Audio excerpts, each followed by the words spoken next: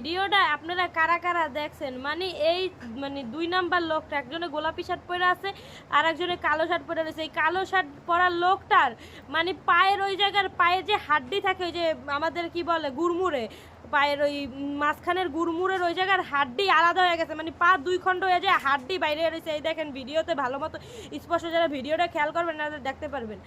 আর একটা ব্যাডার মানে পেট আর হইল যে পায়ের মানে এই 2টা সাইড আলাদা হয়ে গেছে, পেট আর পা আলাদা হয়ে গেছে, নাড়ি বুড়ি বাইর হইয়া ডিরেক্ট নাড়ি বুড়ি বাইর হয়ে কীভাবে পড়ে গেছে। মানে এই জিনিসটা সময়ের একটুখানি মূল্য, ঈদের সময় তারা মানে সময়ের একটু সময় বাঁচাতে যে এত বড় দুর্ঘটনা হইল। আজকে বিষয়টা হচ্ছে কি, মানে একটা লঞ্চ যেতেছে, যারা আপনারা জানেন, বা বরিশাল যে মানে ঢাকা থেকে যেসব লঞ্চ বরিশালের উদ্দেশ্যে যাত্রা দেয়, ওরা ট্রলারে উঠে বা মানে যাত্রীগুলো ট্রলার থেকে ওই লঞ্চের উপরে যায়। এই লঞ্চের মানে ট্রলার যায় লঞ্চের উপরে উঠছে, আর পাশ থেকে আরেকটা লঞ্চ এসে ধাক্কা দিয়ে আজকে এত বড় একটা অকারেন্স হইল।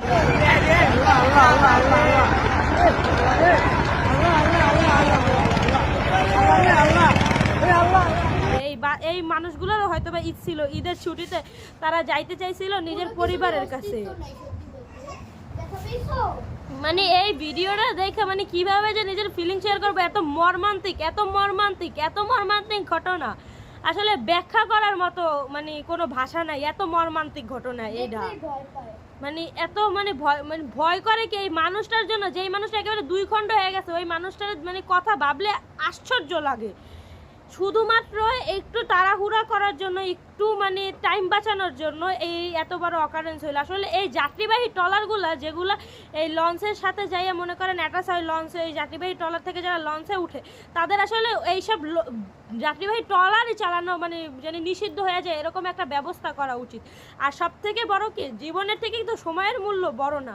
এই লোকটার পরিণতি কি হইল? আরো কত, আরো মনে করেন 7-8 জন মানুষ, মহিলা সহ আরো অনেক মানুষ পানিতে ভাসে যাইতেছে। এই ছাড়া অনেকে নিচে পড়ছে, যাদের অল্প ক্ষয়ক্ষতি হয়েছে। 2 জন তো জায়গায় মারা গেছে।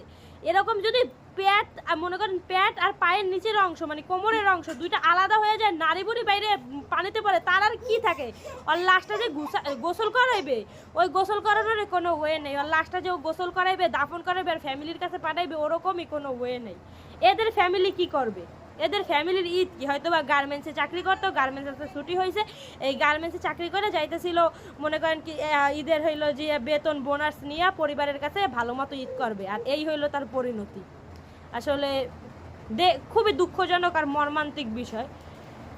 মানে দেখা খুব কষ্ট লাগলো, ভয় লাগলো, আতঙ্কিত হয়ে গেছে ভিডিওটা দেখা। জাস্ট আমি না, আমার হোল ফ্যামিলি আতঙ্কিত হয়ে গেছে এই ভিডিওটা দেখা। ইভেন আপনারা যারা দেখছেন একটু মনোযোগ দিয়ে তারা বুঝতে পারবেন আসলে এই ভিডিওটা কতটা মর্মান্তিক। এরকম দৃশ্য মানে বাংলাদেশে আমার মনে হয় না আগে কোনো ভিডিওতে ধারণ করা হয়েছে।